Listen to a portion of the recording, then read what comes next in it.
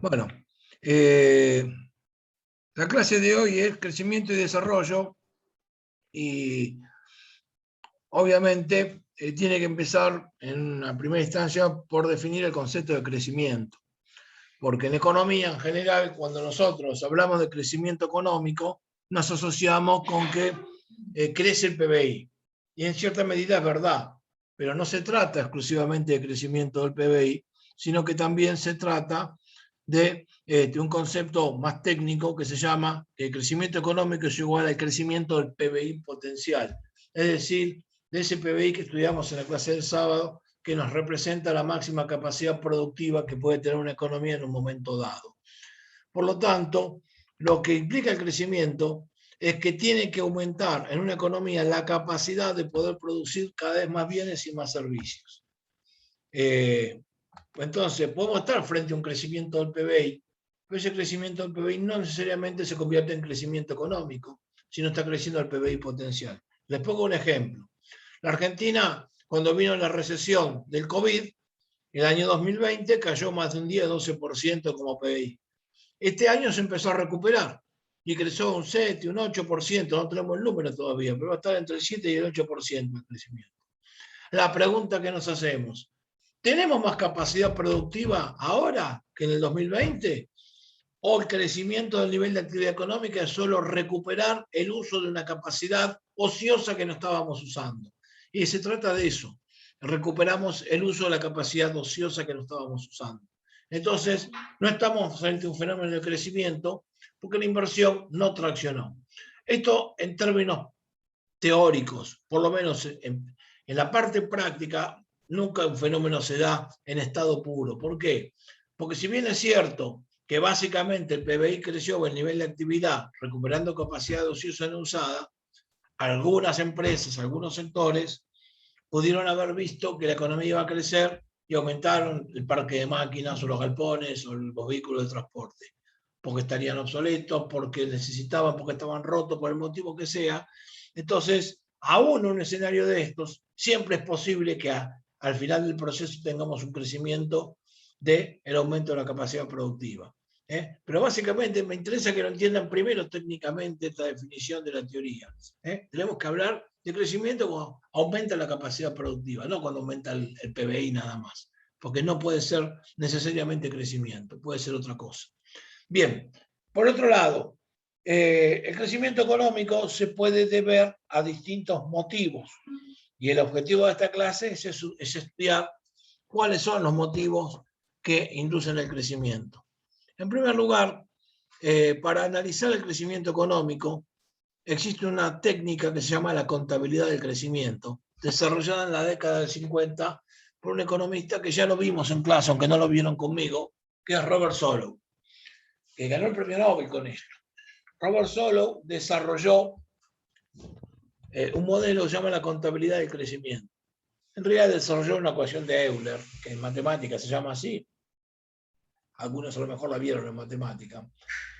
Y esta ecuación de Euler que plantea la contabilidad del crecimiento descompone el crecimiento a largo plazo de un PBI, de una economía, ese crecimiento del producto potencial, básicamente en tres términos. Después lo podemos complejizar todo lo que ustedes quieran, pero básicamente la ecuación que planteó en la década del 50 del siglo pasado Robert Solow hablaba de tres términos. El primer término es una multiplicación entre la productividad marginal del capital y el crecimiento porcentual del factor capital. Por ejemplo, si yo aumenté capital un 5%, a esto lo tengo que corregir por la productividad marginal del capital y me va a dar en qué medida el capital contribuyó a la tasa de crecimiento del PBI que estamos hablando.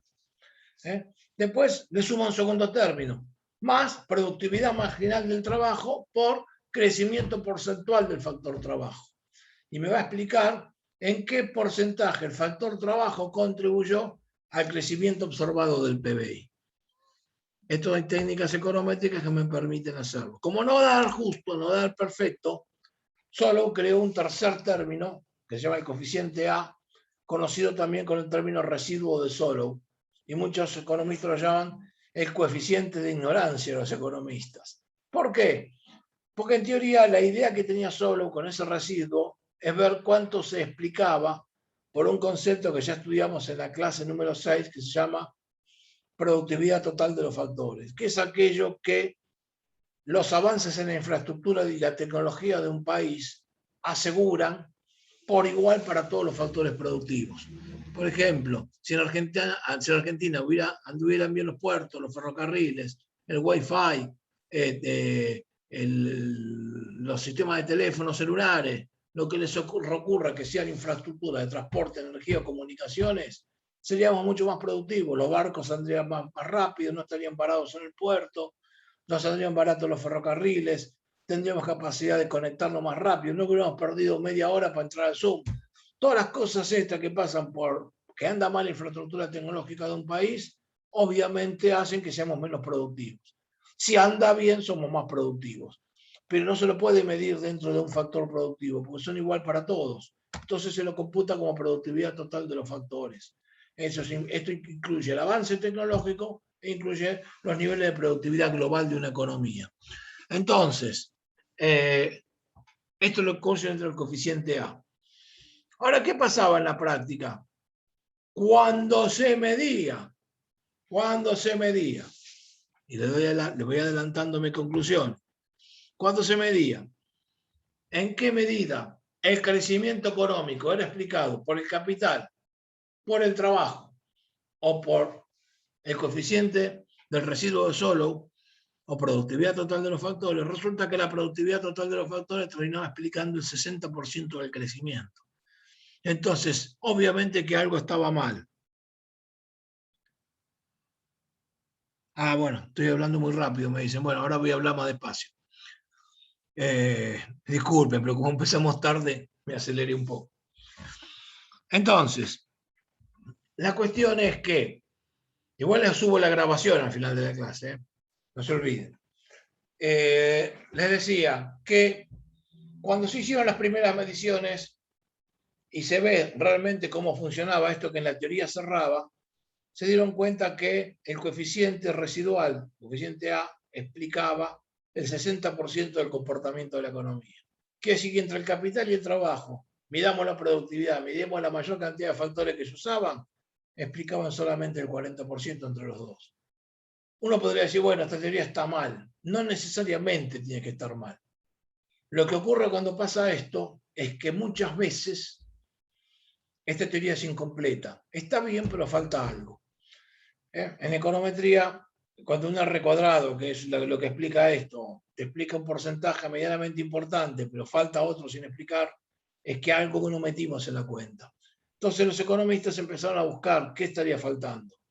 Y obviamente se investigó por el lado de la capacidad de la mano de obra o la capacidad que tiene una economía de adaptar mejoras organizativas dentro de la mano de obra con mano de obra más calificada y que pueda incorporar nuevas tecnologías. Esto se llama capital humano, en inglés human capital o factor H. Cuando se incorpora el factor H, en la cuenta se le incorpora como un factor productivo más. Entonces se incorpora un tercer término. A los tres que había se incorpora un cuarto, disculpe. Al capital, al trabajo, se le va a sumar el factor H. Entonces le pone productividad marginal del capital humano multiplicado por el crecimiento del capital humano más el residuo de Solow. Y ahí resulta que encontrábamos una explicación mucho más satisfactoria porque los tres primeros términos, capital humano, capital físico y laboral, recursos humanos, explicaban el 90% del comportamiento. Y solamente quedaba un 10 para la productividad total de los factores, que es algo mucho más racional. Entonces ahí nos damos cuenta que la relevancia venía dada por el capital humano. Es más, cuando se lo incorpora y se lo mide, resulta que el capital humano explicaba por sí solo el 60% del crecimiento. Entonces estaba bien el análisis, que estaba mal una cuenta, que faltaba incorporar un concepto. Hay distintas formas de medir el capital humano, es complicado, pero el capital humano trata de enfocarse en la capacidad que tiene una economía de formar mano de obra calificada y de incorporarla al sistema productivo, ya sea con educación, con capacitación tecnológica en la empresa, con nivel de capacidad en calidad humana para incorporar conocimiento, que incluye incluso la salud y la alimentación. Eso es capital humano para una sociedad.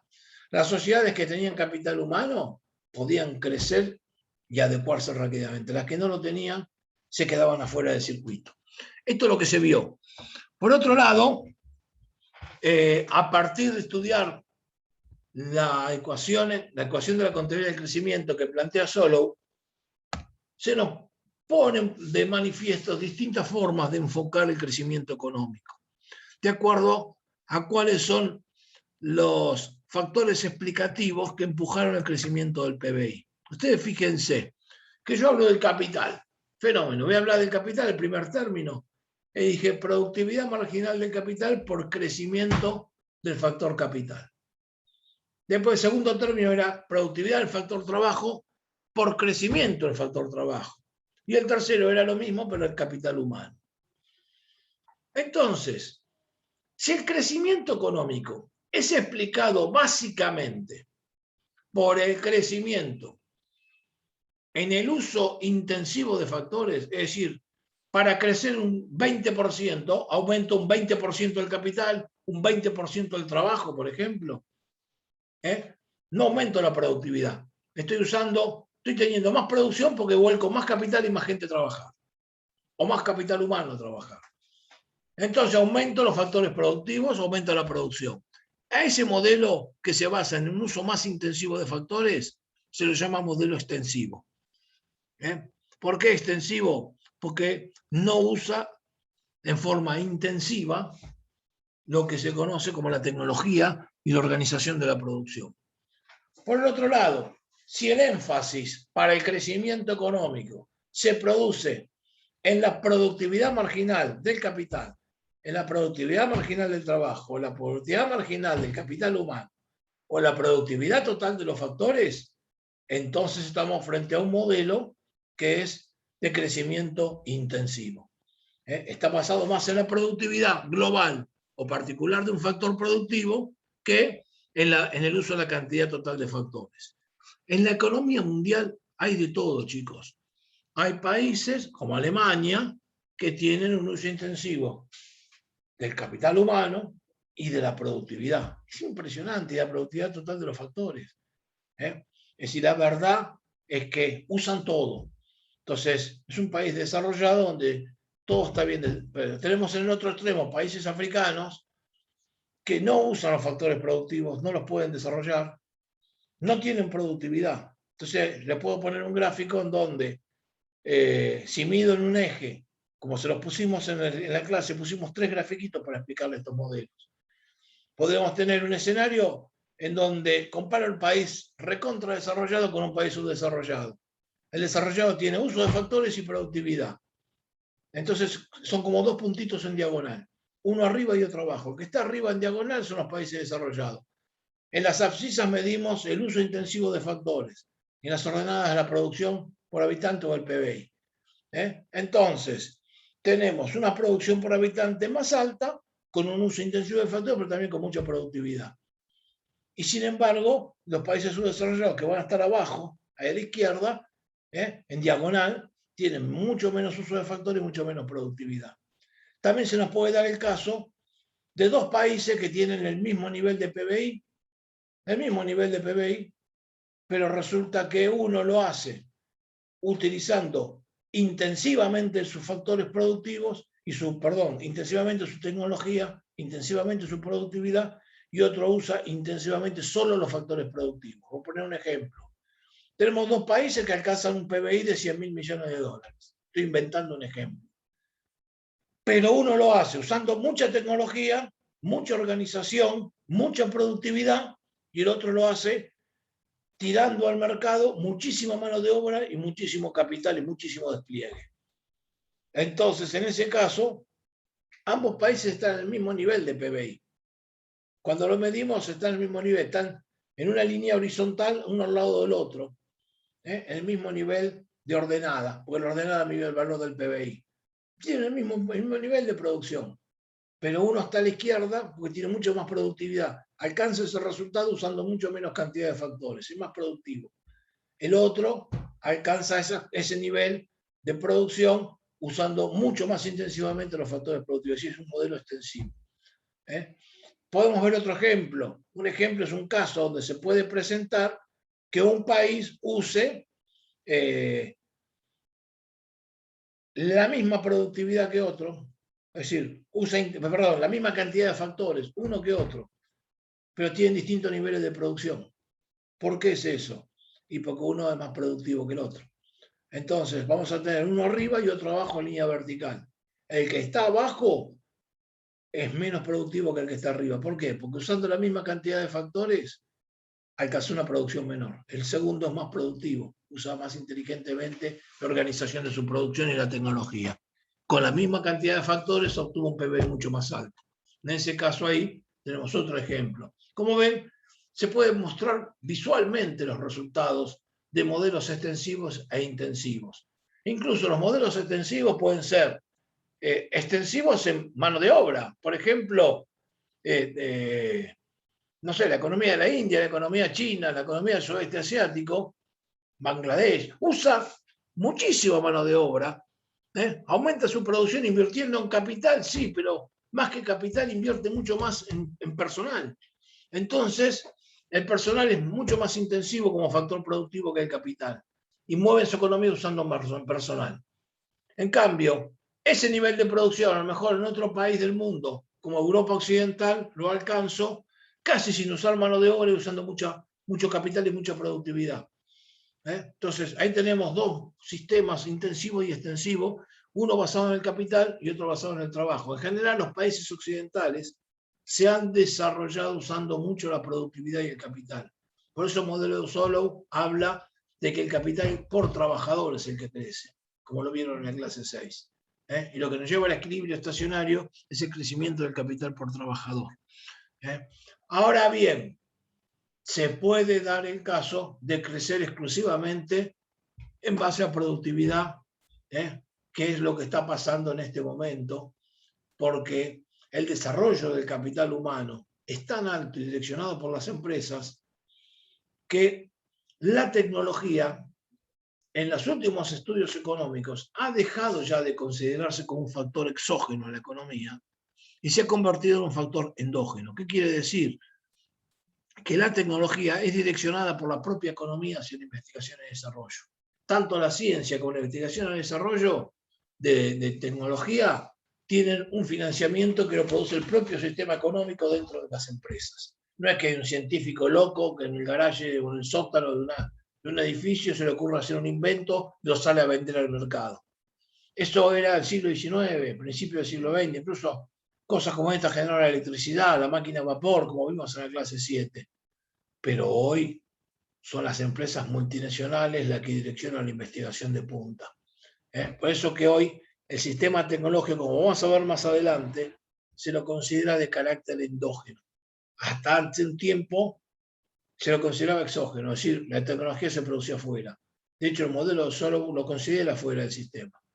Pero a partir de la década del 90, economistas norteamericanos o europeos, por ejemplo, dentro de los norteamericanos, Robert Lucas, no es un economista, es un ingeniero, pero trabaja en economía, desarrolló Washington en Francia, desarrolló modelos endógenos, en donde el conocimiento es un insumo más de la producción. Y esto Bayer va apuntando porque la revolución tecnológica, la quinta ola de Kondratiev que estamos entrando en este preciso momento, se basa precisamente en estos conceptos. Entonces yo lo dejo picando, después vamos a volver sobre este tema. Bien, acá ya tenemos planteado el esquema con el cual se tiene que entender el crecimiento económico. También planteamos cómo la ciencia económica fue de a poco ampliando con mediciones más inteligentes, mediciones que yo participé en nuestra investigación, así que las conozco muy de adentro, para demostrar la incidencia que tiene el capital humano en el proceso de medición del crecimiento. Cosas que son ciertas, yo lo he visto con mis ojos, no es teoría pura. Y aparte se aplica en la práctica. De hecho, cuando se estudia el modelo de Solow, ya le vieron en la clase 6 lo que es la teoría de la convergencia, decía que a medida que un país es más maduro, usa muchísimo más capital por trabajador y está más cerca del punto del equilibrio estacionario, su productividad cae porque está usando mucho capital. Y los países subdesarrollados tienen más productividad marginal del capital y usando menos capital por trabajador, pueden crecer más rápido, porque todavía tienen más productividad para seguir ganando en la función de producción. ¿Esto qué decía? Decía entonces que los países subdesarrollados iban a poder crecer más rápido que los desarrollados. Y llega un momento que no iban a alcanzar. Eso se llamaba teoría de la convergencia. ¿Qué pasó en la práctica? Y no ocurrió. Como decía Toussaint, puede fallar. ¿Por qué no ocurrió? Porque la convergencia que se observó fue solo condicional. Solo se produjo en aquellos países que tenían una base de mano de obra calificada o capital humano o desarrollo humano lo suficientemente alto como para incorporar la revolución tecnológica del cuarto ciclo largo de Kondratiev.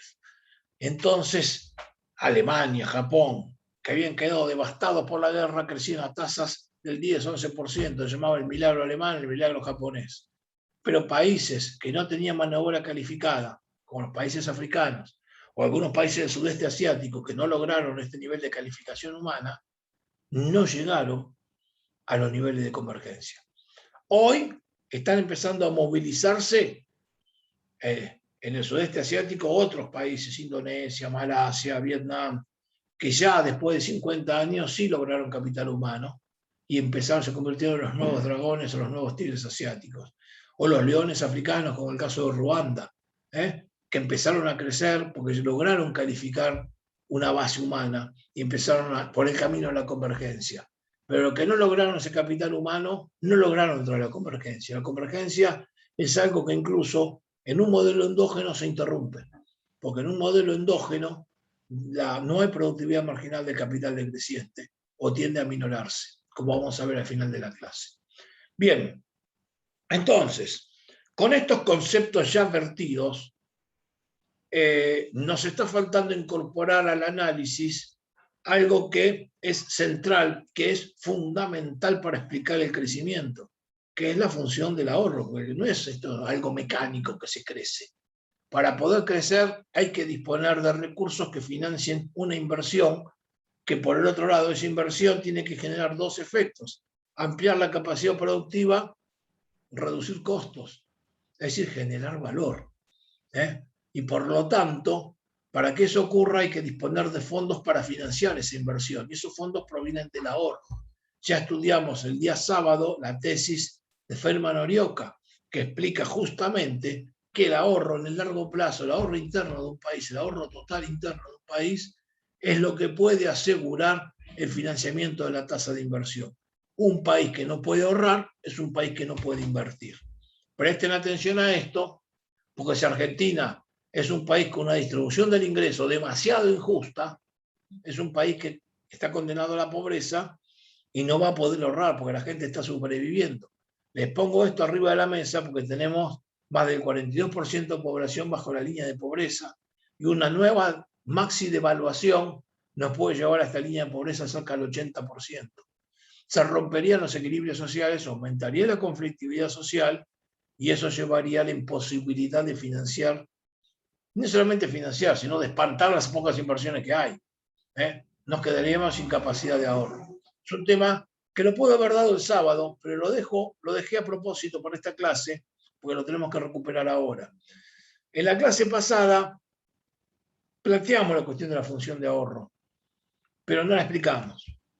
La función de ahorro va a depender básicamente de tres factores: la tasa de interés.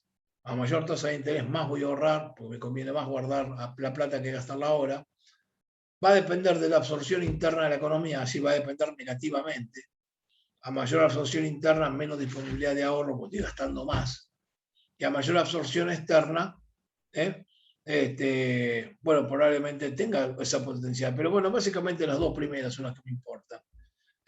Y la tercera función que explica la tasa de ahorro es un concepto que lo dejé al final a propósito, que se llama la tasa de dependencia de una economía. La tasa de dependencia de una economía me mide 3 factores, por lo menos en teoría, que son estructurales y demográficos. Vamos a llamar N1 al factor de población que está entre 0 y 15 años, así que no labura, si no hay explotación infantil, ¿no? De hecho la hay, pero no es la mayoría de los casos en nuestro país. El segundo N2 lo vamos a llamar a la población que tiene más de 65 años, que damos por sentado que ya no trabaja, aunque con el aumento de la edad de esperanza de vida, cada vez hay más gente de 65 años que está vigente en el mercado laboral, pero la convencional a nivel mundial es usar este parámetro. Y N3, que es la población que está activa para trabajar, es decir, la población entre 16 y 65 años. Entonces, mientras más alta la tasa de dependencia, cosa que tuvimos que haber visto en la clase 4, más alta la tasa de dependencia, menor es la tasa de ahorro, porque los que trabajan tienen que mantener a más gente que no puede trabajar. Ahora, ¿qué pasa si yo corrigiese, como pasa en nuestro país, en la Argentina, el valor de N3? Es decir, a la gente que está en edad de trabajar, le resto a la gente que, si bien está en edad de trabajar, no trabaja y no busca trabajo, ya está fuera del mercado para siempre. ¿Eh? Que entra de todo ahí, y le puedo asegurar que son varios millones de personas, cobrando o sin cobrar plan, que no están incorporados en el mercado de trabajo y están en edad de trabajar. Esa gente es sostenida por una cantidad menor de personas que trabajan. Entonces tenemos una tasa de dependencia recargada acá, que no solamente depende de los factores poblacionales, sino que aparte también depende de los factores sociales. Un país que tiene una exclusión masiva de habitantes del mercado de trabajo, porque tiene desempleo estructural, es decir, gente que ya ni siquiera va a las estadísticas del desempleo, porque se acuerdan que el desempleo mide a los que buscan trabajo, ni siquiera están las estadísticas del desempleo, son invisibles, pero a fin del día tienen que morfar como todos los demás. Y alguien les tiene que dar de comer. Entonces terminan siendo sostenidos por la clase activa. Es decir, aquellos que sí logran trabajar, es como si fuera un anciano o un menor. En la práctica aumentan la tasa de dependencia y disminuyen la tasa de ahorro de un país. Argentina tiene, por cuestiones demográficas, una etapa que todavía no superó, que es la del bono demográfico. ¿Qué quiere decir? Que todavía tiene una cantidad de personas en edad de aportar que pueden sostener una población pasiva que es todavía un poco menor. Y por lo tanto, hasta el 2033, Argentina puede fortalecer su tasa de ahorro si tiene un ingreso adecuado. Obviamente el ingreso adecuado también aumenta la tasa de ahorro. A mayor ingreso disponible, mayor tasa de ahorro puede tener. Podríamos redefinir matemáticamente la tasa de ahorro como una función que depende del ingreso disponible positivamente, de la tasa de interés positivamente, y de la tasa de dependencia. Y yo recargaría la tasa de dependencia recargada como factor principal en nuestro país. En otros países por ahí no se da, pero en Argentina sí se da este fenómeno. Bien, la tasa de ahorro es fundamental porque es lo que va a financiar las inversiones. No puedo pensar en crecimiento económico sin inversiones en un país que está lejos del equilibrio estacionario. Entonces, obviamente, la Argentina para poder desarrollar inversiones necesita ahorro. Ahora, ese ahorro debe provenir del dinero que no se consume y tenemos que asegurar que ese ahorro se convierta en inversión. En Argentina tenemos fuga de ahorro hacia el capital especulativo. Dólares que se guardan abajo del colchón, dinero que se fuga afuera del país. O se pone dinero en inversiones especulativas. Esto no se convierte en fierros directamente, en maquinaria, en transporte, en galpones, en capacidad productiva. Es un tema que hay que analizarlo, pero como vieron el modelo de Solow y las cosas que vamos a ver ahora, es condición para el equilibrio que el ahorro se convierta en inversión. De manera que es central el análisis del ahorro. Por eso lo introducimos de nuevo cuando hablamos del crecimiento. Otra vez vamos a hablar del ahorro. Y lo vamos a hablar en forma pormenorizada. Los primeros que abordaron el ahorro, la cuestión del ahorro, fueron dos economistas, uno británico y otro norteamericano, en dos momentos distintos del siglo XX.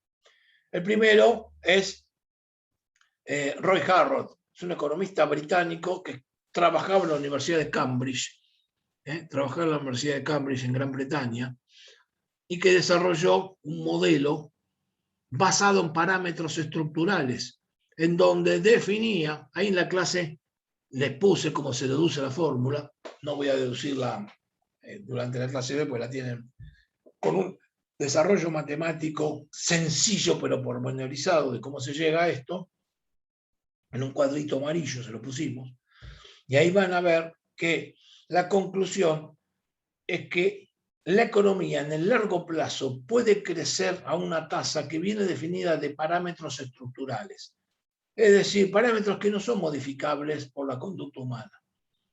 Y estos dos parámetros definen una tasa de crecimiento que la economía debería alcanzar sola, que se llama, por eso la llamó tasa de crecimiento garantizada.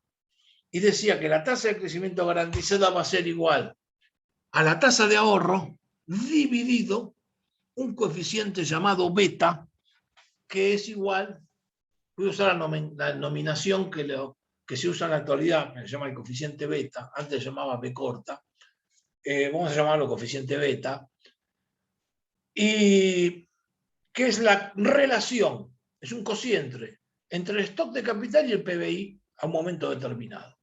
En realidad se toman varios promedios. De acuerdo a Roy Harrod, este promedio tiende a ser estable en el tiempo, igual que la tasa de ahorro. Ninguno de los dos cambia. La relación entre el stock de capital y el PBI tiende a ser estable a lo largo de mucho tiempo. Si no cambia el parámetro tecnológico y cambia cada 50, 60 años, es muy difícil que se modifique el coeficiente beta.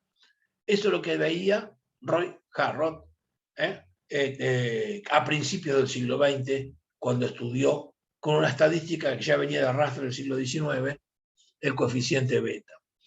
Y obviamente la tasa de ahorro también es algo difícil de cambiar en una sociedad. Una sociedad tiende a ser conservadora con el ahorro o muy gastadora, como la sociedad de Estados Unidos, que no ahorra nada, o muy ahorradora, como puede ser la sociedad japonesa.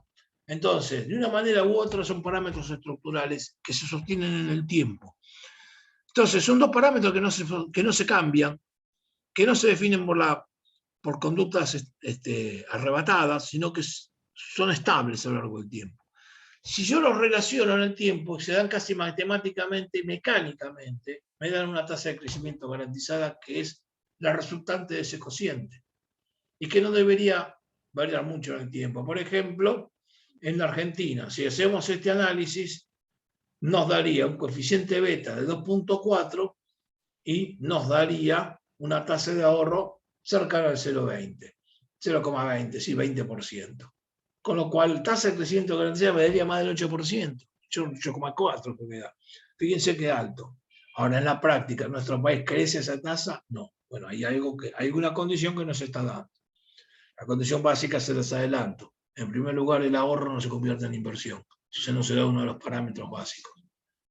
Y hay otra cosa que está ocurriendo, que no estamos computando en el coeficiente beta el capital especulativo, que deberíamos computarlo. Solamente estamos computando en ese 2.4 un stock de capital, que es el capital físico que se mide a través del INDEC, o se medía a través del INDEC en un momento determinado.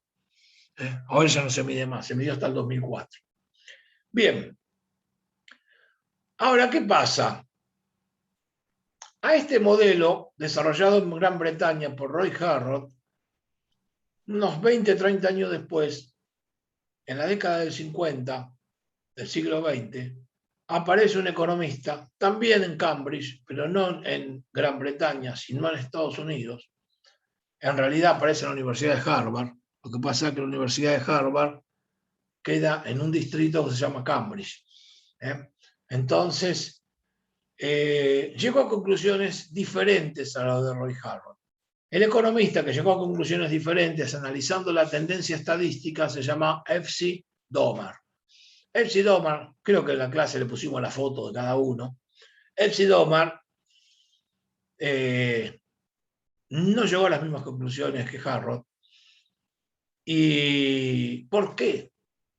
Porque planteaba que en rigor de verdad la tasa de crecimiento se determina por factores que no tienen nada que ver ni con el cociente entre estas dos relaciones, ahorro y coeficiente beta. Coeficiente beta al revés, es el coeficiente beta el que se determina por el sistema y esto va a depender de la tasa de ahorro que va a ser medianamente estable con el tiempo, pero lo que observa Epstein-Doman es que a lo largo de mucho tiempo la relación entre el capital y el PBI, es decir, el coeficiente beta, para la década del 50, en los 30 años anteriores, midiendo en 1920, 1930, 1940, incluso antes, daba que iba bajando de volumen, iba bajando de tamaño. Es decir, la relación PBI, stock de capital dividido PBI era cada vez menor.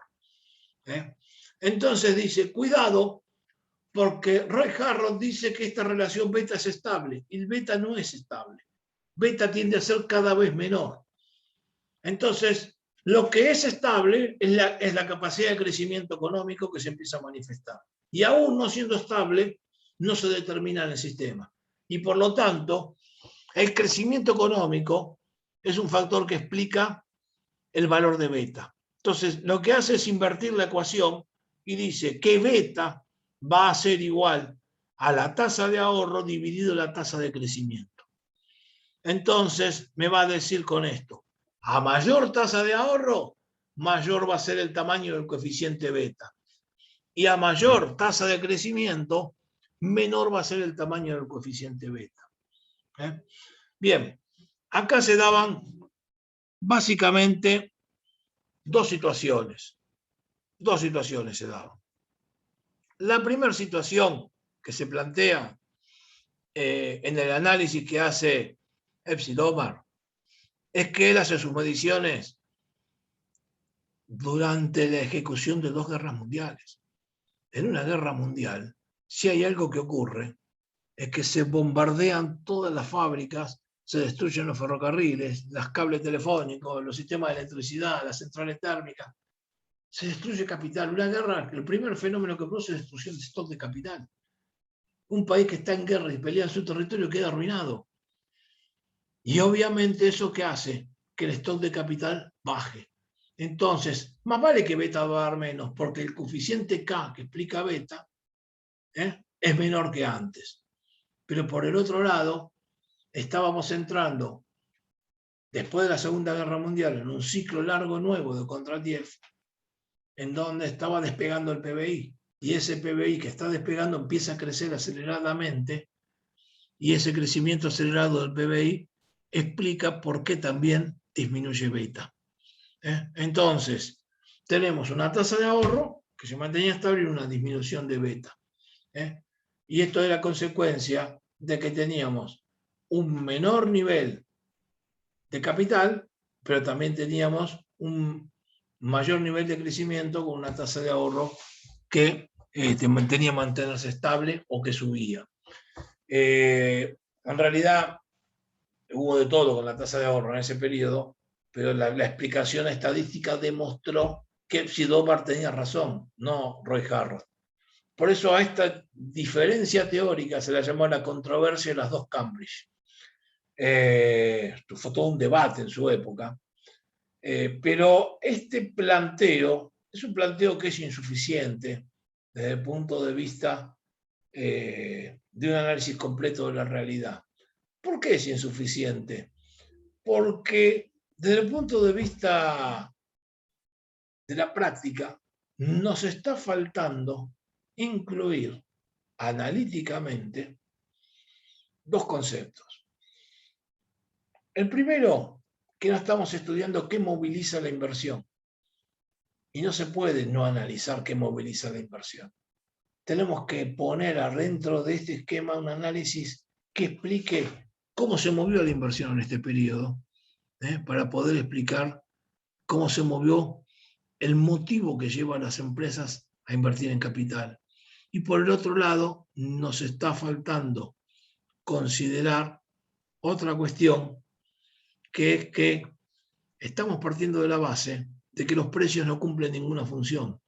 Y los precios sí cumplen una función de equilibrio. ¿Por qué? Porque si en un país tenemos mucho capital, el precio de capital va a ser menor, la tasa de interés cumple una función de ajuste, igual que la remuneración salarial. En base a los ajustes que se dan en los precios de los factores productivos, se ajusta también la forma en que se utilizan los factores productivos y de eso determina el uso del stock de capital también. Entonces, lo que se hace esto es corregirse.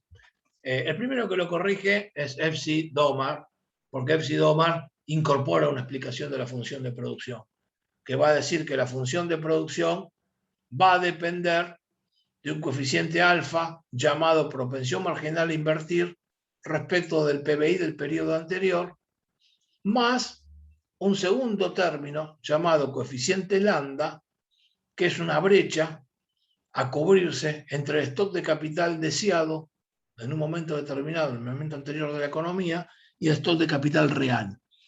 Si una sociedad es conservadora, lambda tiene un valor bajo, es un 0,5, un 0,2, un 0,1. Si es alto, está más cerca de 1. Es un 0, más cerca de 1. Si la sociedad es optimista, trata de cerrar la brecha entre el capital que quiere y el que no quiere rápido. Si se da la tesis original de Roy Harrod de que tiende a ser estable, el capital deseado en general tiende a ser igual al capital real, y en ese caso el segundo término tiene una brecha cero, y resulta que el equilibrio para crecer económicamente se produce, que se llama tasa de crecimiento real, cuando el coeficiente alfa dividido la tasa de ahorro es mayor que 1. Es decir, alfa sobre S menos 1 me da la tasa de crecimiento real. Si eso es positivo, estamos creciendo. Si es negativo, estamos cayendo. Entonces me permite entender ahí un poco cómo se produce una dinámica sobre la ecuación de inversión.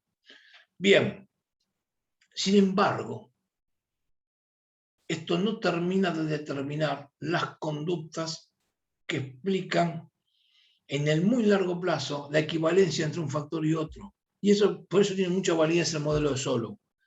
Pues el modelo de Solow me habla de inversión de carácter extensiva y considerando la productividad marginal también, pero extensiva en capital, en donde el capital por trabajador es el que aumenta, que es la tesis que se usa más en Occidente. Acá somos extensivos en capital, crecemos usando más capital que trabajo, pero también resulta que aplicamos una dosis importante de tecnología. Para que ustedes tengan una idea, yo nombré modelos intensivos y extensivos, y un modelo extensivo por excelencia en mano de obra y capital fue el modelo soviético. Los rusos no aumentaban su productividad, aumentaban el uso de factores. Entonces tenían una producción que crecía casi más que la de los Estados Unidos en ese momento, pero sin productividad. Entonces llegó un momento en donde estaban funcionando en blanco y negro, por decir un ejemplo. Estábamos en la década del 70 y del 80 y seguían usando tecnología de los 50, porque no aumentaron su productividad y no innovaron productivamente. Pero sí invertían mucho en tecnología vieja, y eso les hacía subir la producción, pero eran totalmente improductivos. Eso es uno de los motivos por el cual la Unión Soviética se cayó también. Ahora bien, veamos lo siguiente. El modelo de Solow determina un concepto que es clave, que es el concepto del equilibrio estacionario, y lo define como aquel punto en donde el capital por trabajador no puede seguir creciendo más en la economía, porque si yo aumento el capital por trabajador no va a aumentar la producción. Ese punto se llama equilibrio estacionario, se deduce matemáticamente, ya lo han visto cómo se deduce matemáticamente, lo tienen en clases anteriores. Y eso quiere decir que el crecimiento del capital por trabajador es cero, ahí estamos en equilibrio estacionario.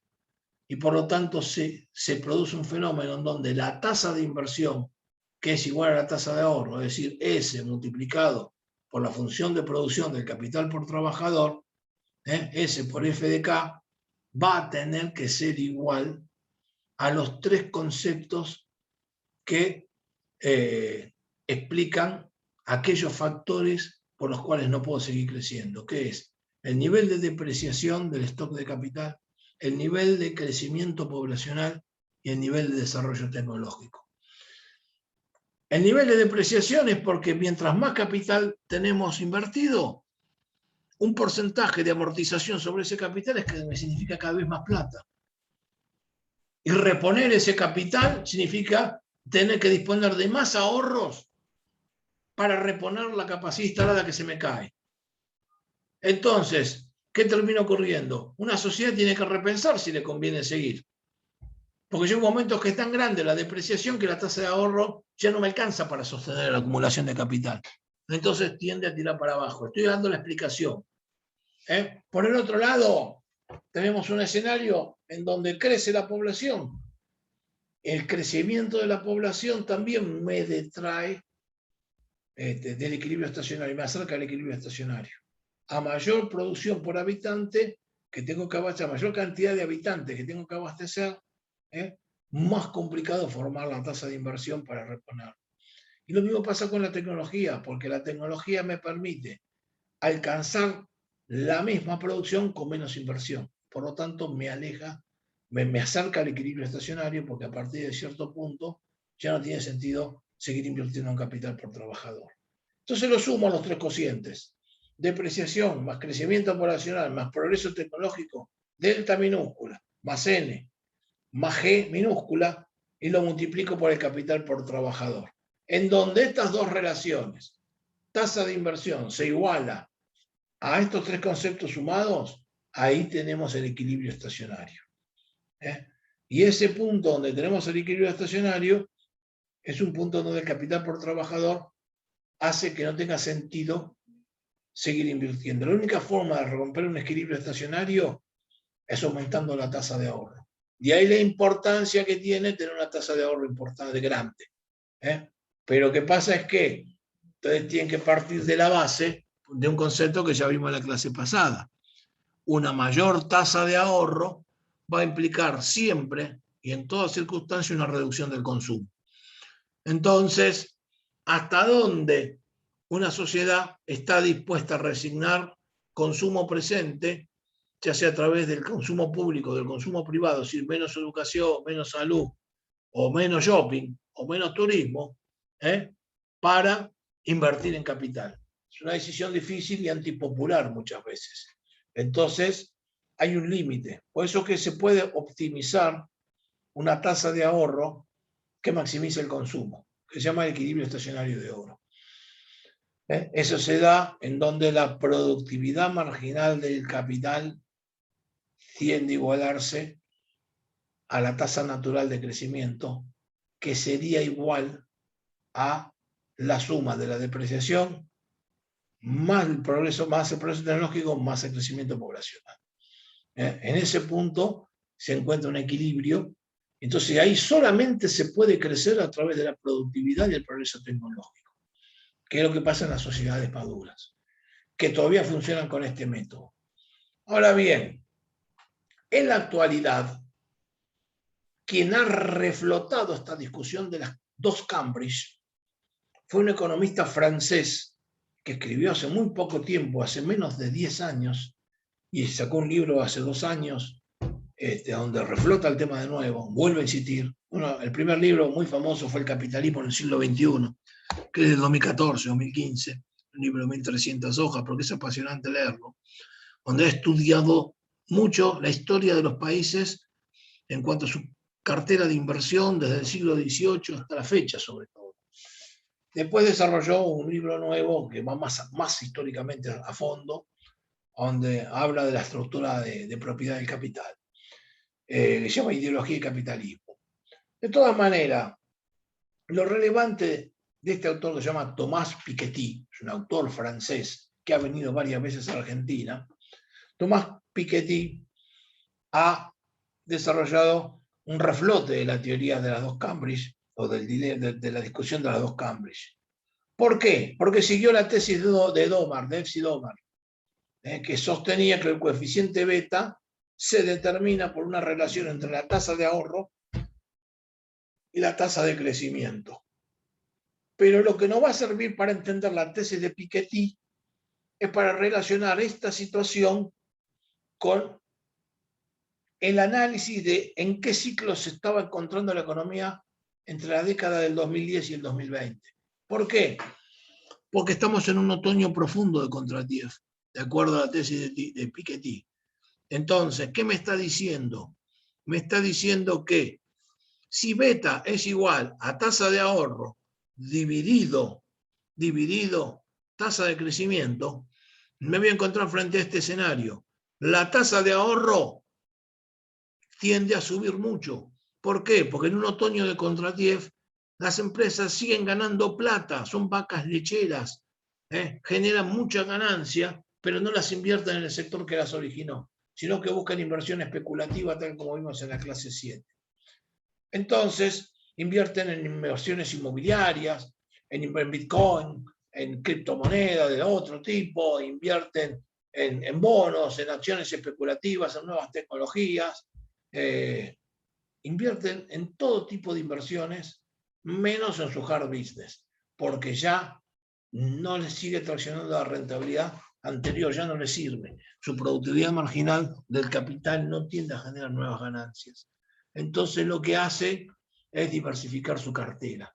Y esa diversificación de cartera es un aumento en la tasa de ahorro que no va a parar el sector productivo, sino que se convierte en una demanda que presiona la compra de activos que son de origen especulativo, inmobiliarios y activos de carácter financiero.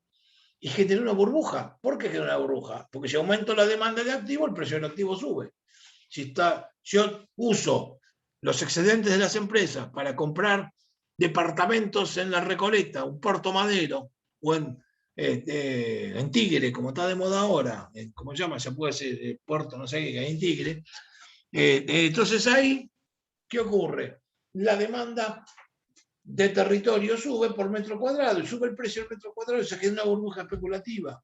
Entonces, los precios suben a valores exóticos e irreales. Eso se llama burbuja. Las burbujas se pinchan, chicos.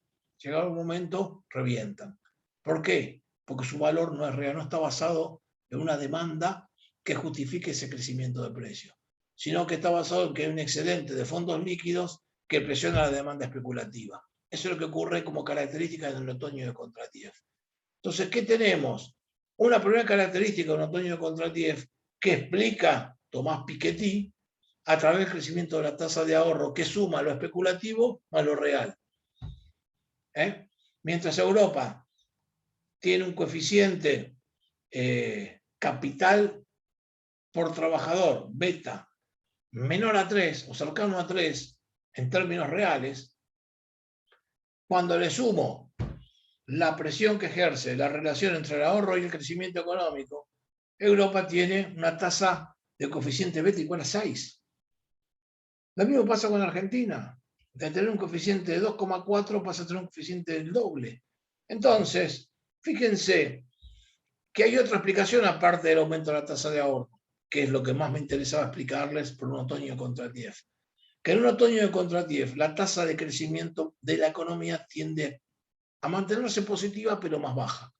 Tenemos un fenómeno en donde empieza a bajar la tasa de crecimiento. Entonces, una menor tasa de crecimiento combinada con una mayor tasa de ahorro me lleva a un aumento del coeficiente beta.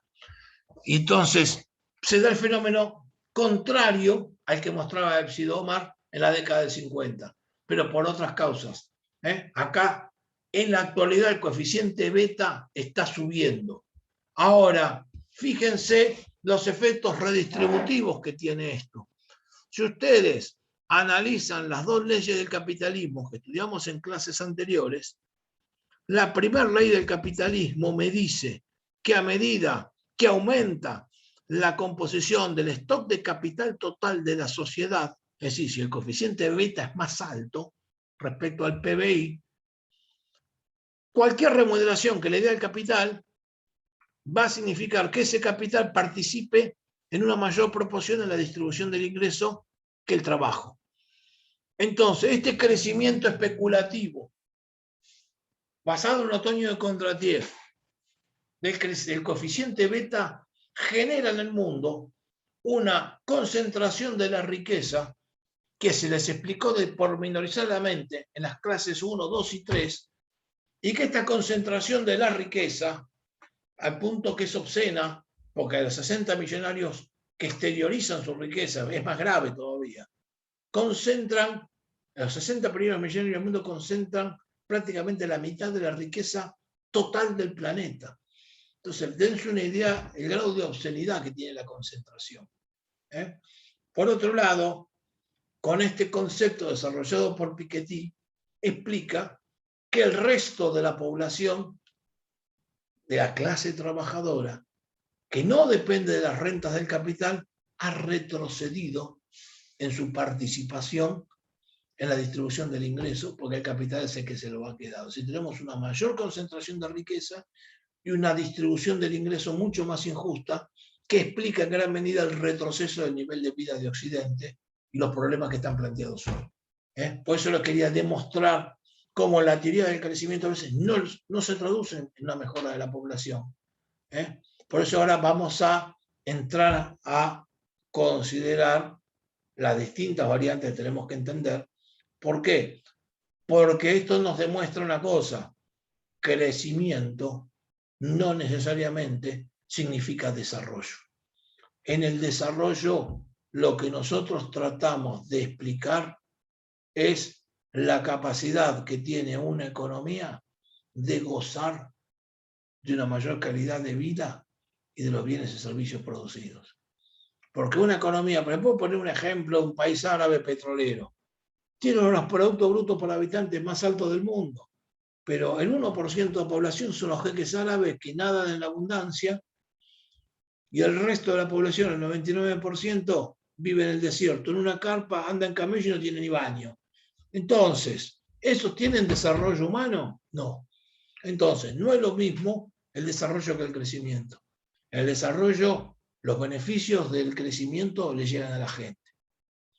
Si el desarrollo no se produce, puede haber crecimiento sin desarrollo, porque es un crecimiento excluyente, como le llamaba Macri, el crecimiento invisible.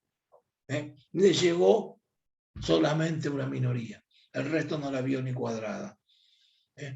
O como se está denunciando ahora la campaña electoral, no sea cosa que 4 vivas se apropien de los beneficios de la reactivación post-pandemia. Es una denuncia que tiene algún grado de asidero, porque los que tienen el monopolio del mercado pueden apropiarse de los beneficios de la post-pandemia porque tienen el control del mercado y se pueden abusar. Bien, entonces, acá tenemos una disquisición importante. El desarrollo tiene que considerar otras variantes. El Programa Nacional de las Naciones Unidas para el Desarrollo y la Cooperación, el PNUD, tiene un índice para poder medir esto, que es el Índice de Desarrollo Humano, el IDH. El Índice de Desarrollo Humano, que fue creado por Amartya Sen, con algunos antecedentes, en la clase les relatamos los antecedentes de creación de este índice. En realidad lo que hacen es un promedio ponderado en un 30%, un 33% por 3 variables, y dividen por 1/3 de las 3 variables. En primer lugar ponen el Producto Bruto Per Cápita en términos de PPP en dólares, tal como lo estudiamos el sábado. PPP, ¿se acuerdan? En dólares. Entonces, en dólares constantes. Entonces me están midiendo ahí el acceso a bienes y servicios por habitante que tiene un país. Obviamente es una condición necesaria, pero no suficiente tener acceso a más bienes y servicios, porque después hay que repartirlo. Entonces, la primera forma de ver si hay desarrollo en una sociedad es ver el nivel de producción de bienes y servicios, el tamaño por habitante de esa producción de bienes y servicios. El segundo concepto que ponderan es el índice de esperanza de vida. A mayor esperanza de vida es una variable proxy, es decir, una medición indirecta del desarrollo humano, porque si una persona logra vivir hasta los 85 años en promedio, quiere decir que ha tenido una buena alimentación y un acceso a sistemas de salud y un pasar económico medianamente pacífico que no lo estrese al punto de la supervivencia y lo mate joven. Entonces, de esa manera, la esperanza de vida es una manera indirecta de medir el desarrollo. No es perfecta, ninguna de estas variables es perfecta, pero es un indicador que se optó por esto. Y también se lo pondera por 1/3. Y la tercera forma de ver el desarrollo humano es el índice de educación. Existe un polinomio para medirlo, en base al nivel de educación primaria, secundaria, universitaria, calidad del trabajo y demás, que determina el índice de educación. Cada vez se fue complicando más, y lo fueron perfeccionando más esta medición. Y esto nos permite, entre los 3 índices sumados, obtener un índice de desarrollo humano. Mientras más cercano a uno es el índice de desarrollo humano, más alto es el IDH, o el nivel de desarrollo que tiene un país. Y mientras más bajo, menor índice de desarrollo humano existe. A medida que los países van llegando al desarrollo, ya dejan de seguir creciendo el índice de desarrollo humano. Por eso que hay un rendimiento decreciente, porque a medida que se va avanzando, no sé, un país como el Congo hoy tiene un índice promedio de vida de 50 años, pero hace 30 años atrás tenía un índice de 30.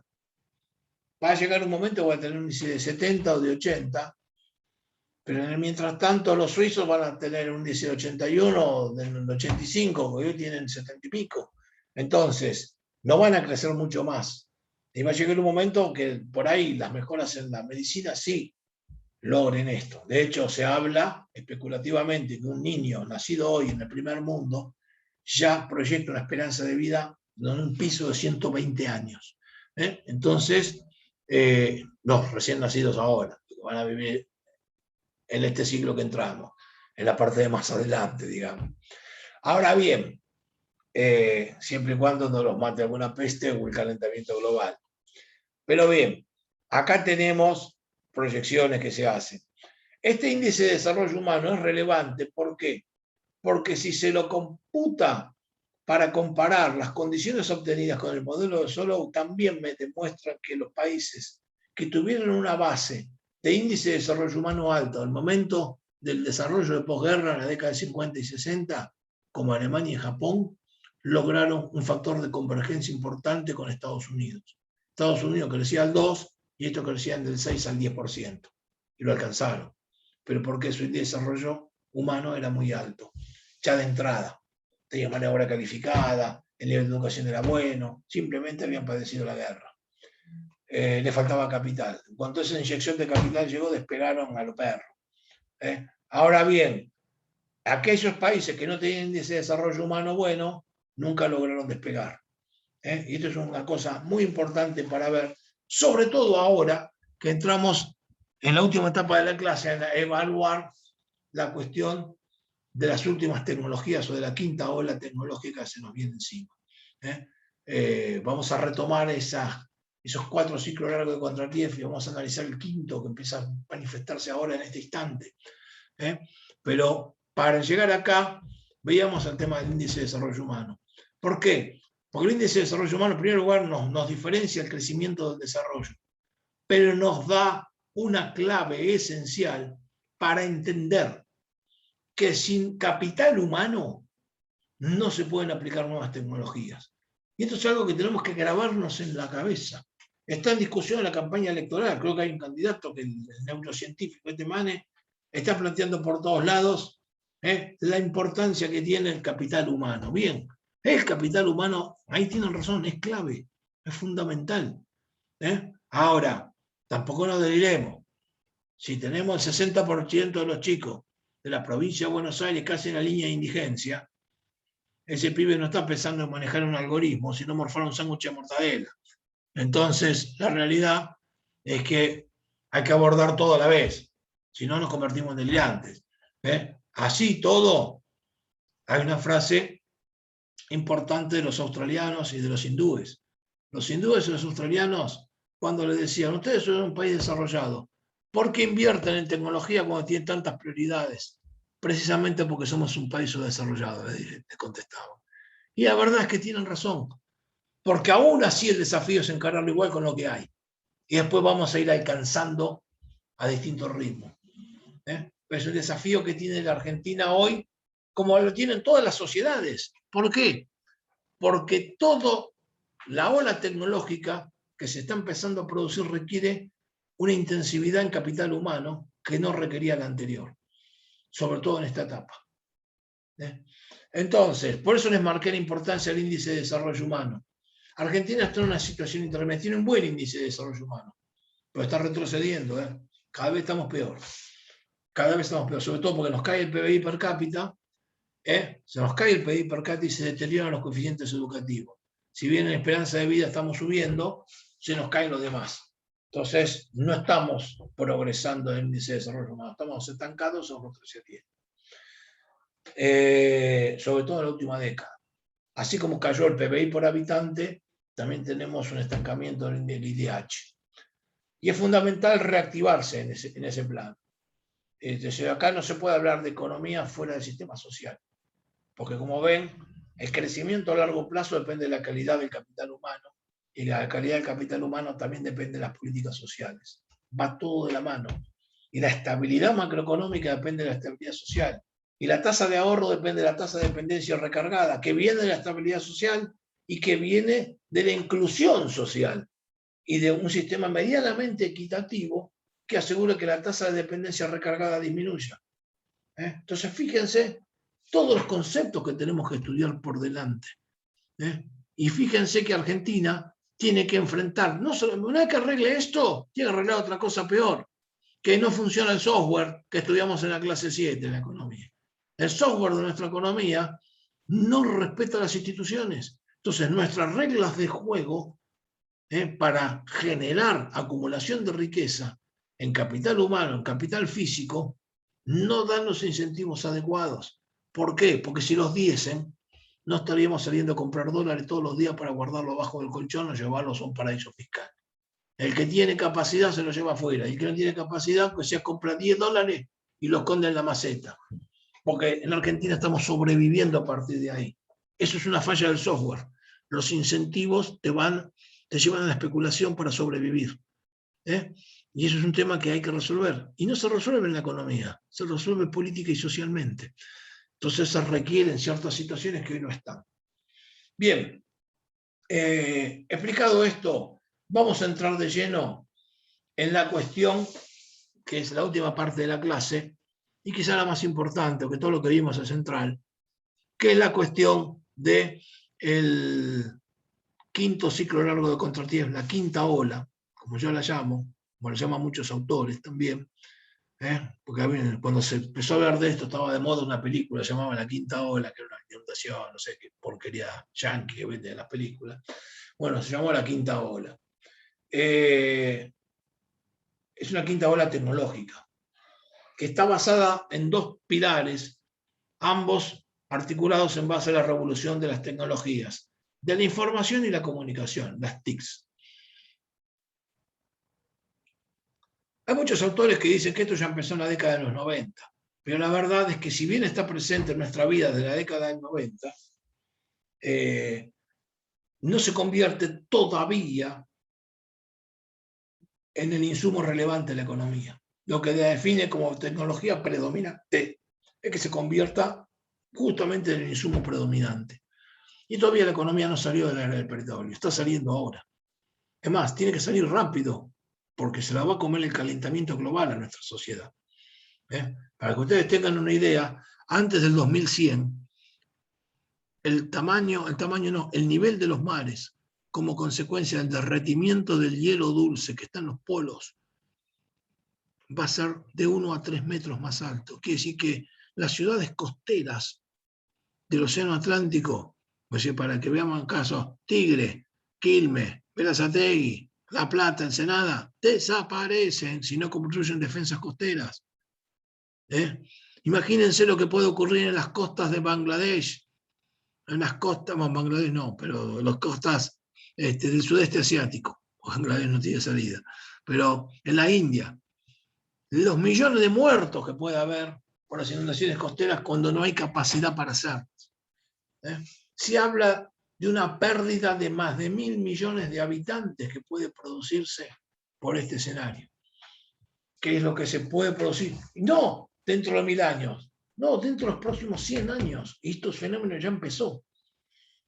Y no se hace lo suficiente. De hecho, hoy hubo toda una controversia porque hubo una convocatoria a nivel internacional para tratar algunos pactos que se firmaron en su momento, llamó el Tratado de París, para reducir la emisión de gases invernadero con el quema de hidrocarburos, y se están negando a concurrir a la conferencia.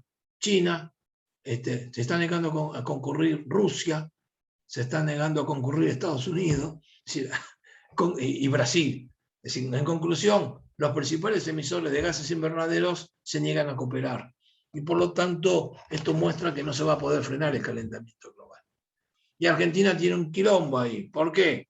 Porque tiene que pagarle al Fondo Monetario. Y al Fondo Monetario no se le puede pagar si no se explota vaca muerta. Y la explotación de vaca muerta es recontra contaminante, recontra calienta el planeta. Es lo más desastroso que puede haber. Y sin embargo, hoy, como están las cosas, nuestra única salida rápida para salir de este atolladero financiero a nivel internacional, porque el único que nos puede producir dólares. Entonces, fíjense qué dilema que a veces tenemos en nuestro país, ¿no? Es un dilema que se va a tener que discutir seriamente, porque el fracking ya de por sí es malo, como técnica, es un tema que tenían que haber estudiado en recursos naturales en la clase 5 esto, pero la producción de Yale, pero también es malo el uso de ese gas y de ese petróleo en los próximos 100 años, porque lo que hay que reducir es la quema de hidrocarburos. Es un tema para otra clase, pero como ven, estamos todavía en una sociedad basada en el manejo del petróleo. Ya lo vimos en la clase 7, este concepto. Pero estamos entrando en una nueva era. ¿Cuáles son estas dos tecnologías claves que son tan importantes y que van a modificar la faceta del mundo? Por eso lo doy aparte. Son las dos tecnologías, una es una revolución en el software, que es la revolución de la inteligencia artificial. Y la otra es una revolución de las comunicaciones, que es la aparición del 5G. El 5G nos lleva en la parte tecnológica, a un fenómeno que se conoce como Internet de las cosas. ¿Qué quiere decir Internet de las cosas? Que las máquinas se comunican entre sí y se dan órdenes entre sí y funcionan automáticamente sin intervención humana. Eso es la Internet de las cosas. Ahora bien, vamos a describir qué es esto. La inteligencia artificial significa que las computadoras funcionan a través de algoritmos o programas que hacen razonar al sistema de la misma forma que razona el cerebro humano. Hasta hoy, una computadora tradicional, por ejemplo, tiene que evaluar 1 millón de situaciones a la vez, y a una velocidad impresionante lo que hace la computadora, a ver cuál de esas 1 millón de situaciones se va a dar, las estudia cada una por separado en forma iterativa, pero va secuencialmente. Primero una, después la otra, esta sí, esta no, esta más o menos. Se va evaluando, la rankea y el programa trabaja de esa manera. Piensa, llega a conclusiones, saca todo, pero iterativamente. La inteligencia artificial trabaja como el cerebro humano, evalúa 1 millón de posibilidades a la vez. Por eso a veces nosotros decimos, nuestro conocimiento es intuitivo. No, no es intuitivo. La intuición es lo que nos parece a nosotros, porque funciona a tal velocidad la evaluación de probabilidades, que a veces sin razonarlo tenemos la conclusión, porque el cerebro opera evaluando todo a la vez. Y a nosotros nos parece que es intuición. Se llama hermenéutica esto. La capacidad de ver el conjunto por sobre la parte. No ve analíticamente, sino que puede analizar el todo, porque analiza la interacción a la vez de todo. Así es la inteligencia artificial. Y a su vez la inteligencia artificial tiene algo que no tenían los programas anteriores, que aprende de sus errores anteriores para conseguir resultados. Entonces se va perfeccionando a sí misma. Entonces, un programa de inteligencia artificial hoy te da una respuesta que puede tener un grado de acierto determinado. Pero como aprendió de sus errores, si mañana le hago la misma pregunta, por ahí me pregunta otra cosa, me contesta otra cosa más perfeccionada. Porque se va retroalimentándose a sí mismo Y a su vez, fíjense que todo esto se hace en una era en la que hay una revolución en la producción de microchips. Entonces el aporte de información es tan grande y la capacidad de proceso de inteligencia artificial es tan grande que ustedes se asombrarían de los resultados que hay. Es impresionante. Para que ustedes tengan una idea, un teléfono los puede espiar estando apagados, chicos, con programas de inteligencia artificial. Yo otro día estaba hablando de una chica que es dentista con el teléfono apagado a las 12 de la noche en mi casa, con mi esposa. Al otro día me aparece en el Facebook la sugerencia de amistad. Si yo jamás la investigué en las redes, ni la busqué, ni nada, ¿cómo corno me aparece? Me aparece porque me está escuchando y me procesa permanentemente, aún con el celular apagado. Fíjense lo que es capaz de hacer estos algoritmos. Entonces, y esto es así, imagínense lo que puede hacer con el espionaje, lo que pueden hacer con invasión a la privacidad. Entonces, es terrible esto. Vivimos en una pecera ahora. Prepárense, porque se terminó la intimidad. Entonces, nosotros tenemos este escenario. Bueno, malo, no lo estoy calificando, pero tenemos la primera revolución en la inteligencia artificial. La segunda revolución es el 5G. El 5G también es contaminante. 5G es un sistema de transmisión de datos. Les dije, tenemos muchísimo más datos para transmitir. Sí, pero también tenemos una mayor capacidad para transmitirlo que la que produce el 5G. El 5G es un sistema, hoy ustedes prenden un celular y tiene 4 bandas, ese es el 4G.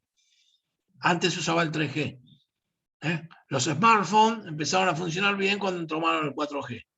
Imagínense cuando toman el 5G.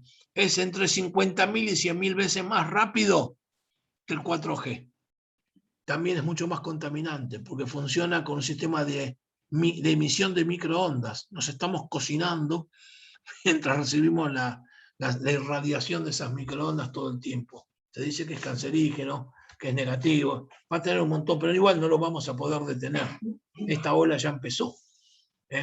Ahora, cuando se combina el 5G con la inteligencia artificial, aparece el Internet de las cosas y las máquinas aprenden de sí mismas, se comunican entre sí y se establecen sistemas de patrones de comunicación independientes del ser humano en donde se dan órdenes y perfeccionan los procesos.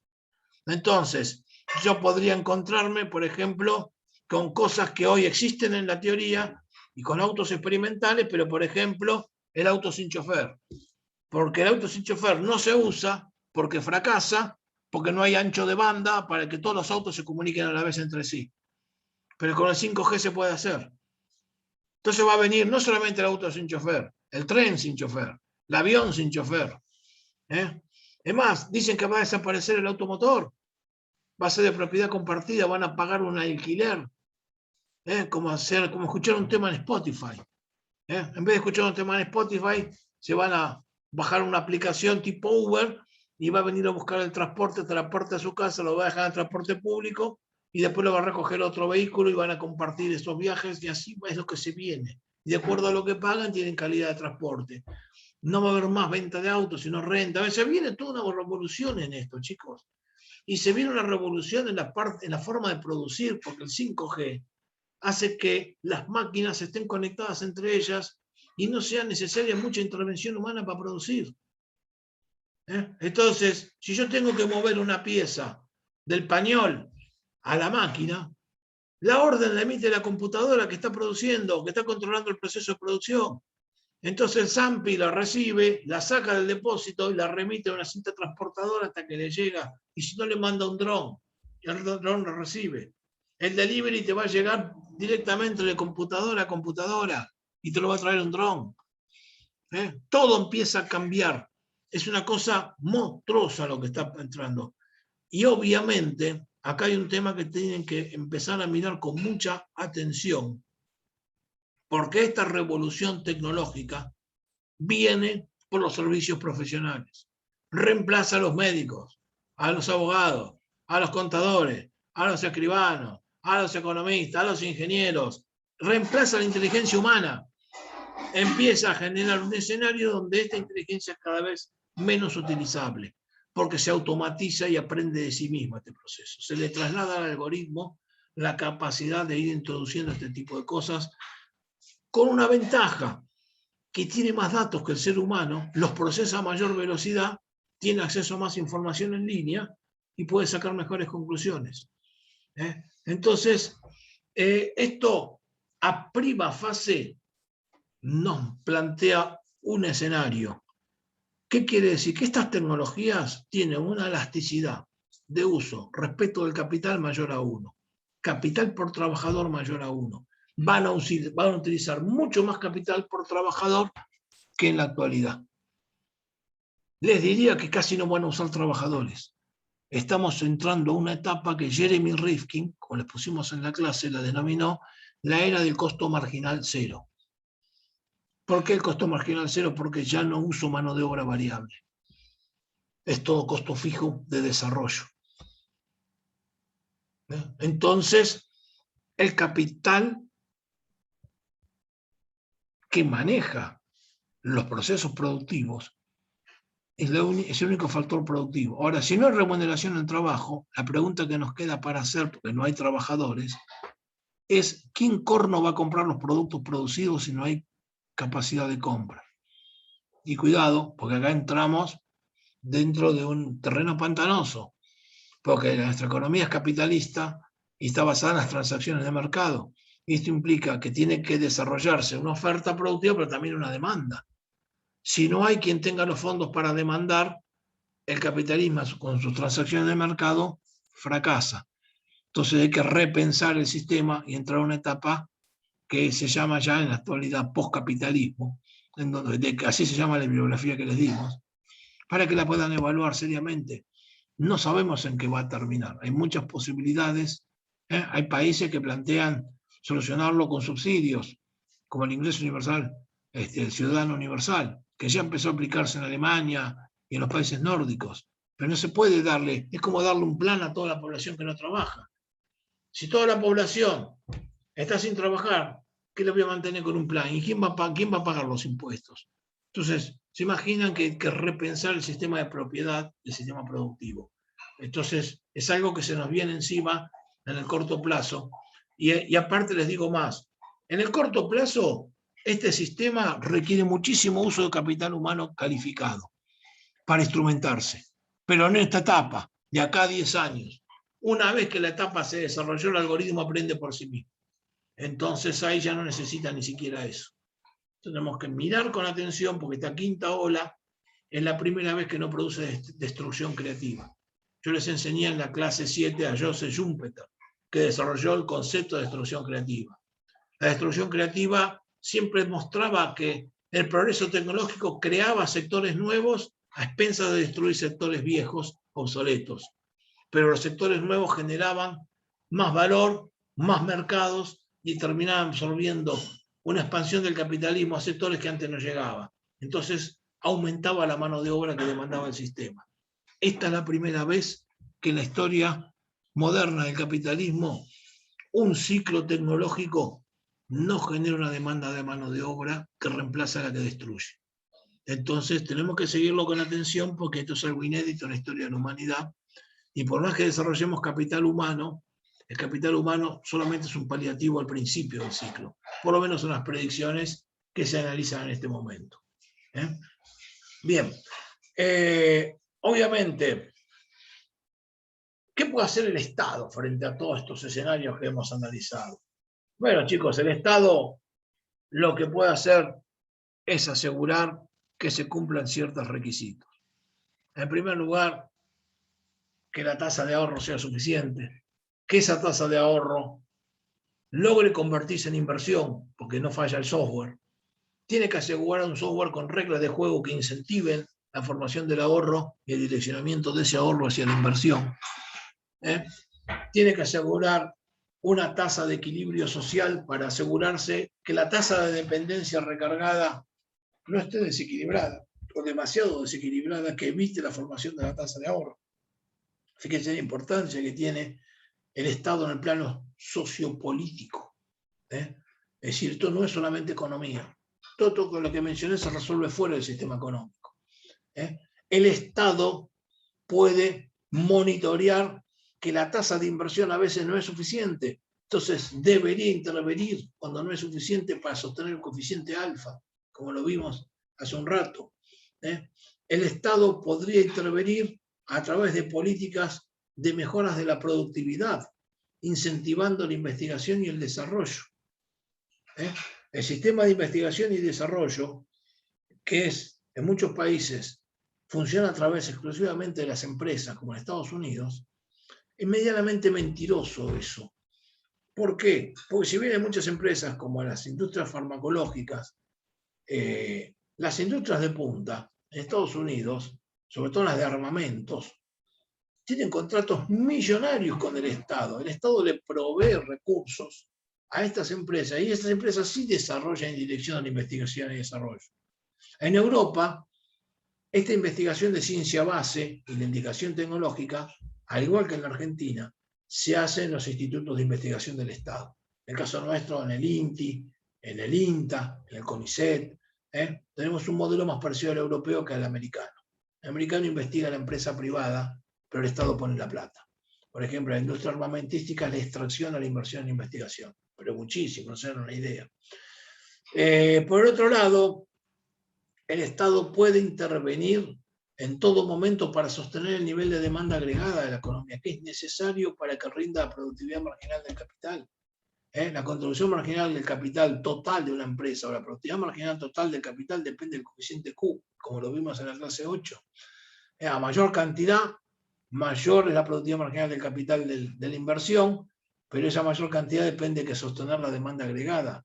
Si vivo de recesión en recesión y contraigo la economía, esa economía no logra alcanzar los volúmenes adecuados de producción y de inversión, y eso desmejora la inversión tecnológica y la investigación. El Estado debería regular las tasas de interés para que no se conviertan en algo negativo para el ahorro y negativo para la inversión. Tendría que mantener los equilibrios adecuados. El Estado debería mantener el equilibrio macroeconómico para asegurar el funcionamiento del sistema. Entonces, hay muchas cosas que el Estado puede hacer para intervenir. Hemos visto casi todas en algún momento, pero es bueno resumirlas en una visión general. No se puede generar un desarrollo sin que el Estado intervenga.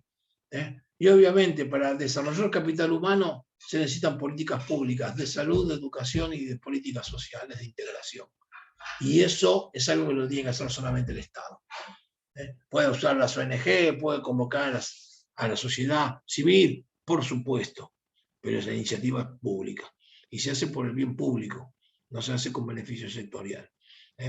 Bueno, en Argentina compartimos el negocio para los punteros, los políticos, bueno, es otra historia. Pero si se hace bien, como en muchos países se hizo, tiene que tener un buen resultado.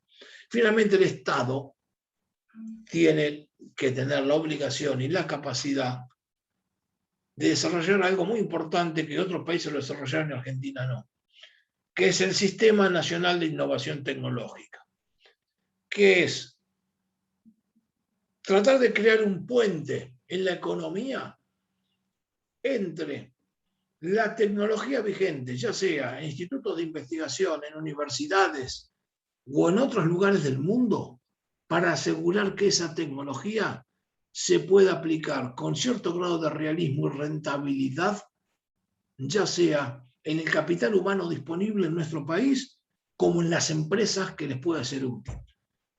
Y el capital humano disponible en un país significa capacitarlo, pero también significa retenerlo en la empresa adecuadamente y darle la posibilidad a esa empresa de que lo pueda desarrollar y utilizar teniendo el correcto financiamiento, ya sea con ventajas fiscales impositivas o con créditos que le permitan desarrollar esa tecnología. El sistema de innovación tecnológica nacional de innovación es fundamental para cualquier país.